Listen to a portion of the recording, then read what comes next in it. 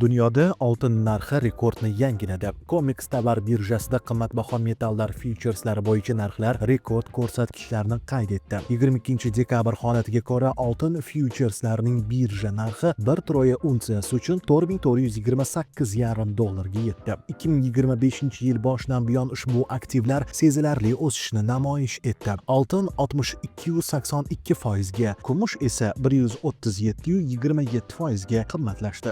Jahon bozoridagi ushbu dinamika O'zbekistonda ham o'lchovli oltin quymalari narxlarining oshishiga sabab bo'ldi. Xususan, noyabr o'rtalaridan buyon respublikada oltin narxi qariyb 5% ga oshdi. Natijada 5 grammli oltin quymasi 871 million so'm, 10 grammli 1743 million so'm, 20 grammli 34,87 million so'm, 50 grammli 87,17 million so'm, 100 grammli quymalar esa 174,35 million so'mdan sotilmoqda. Yanada ko'proq moliyaviy xabarlarni Kapital.uz kanalida kuzatib boring.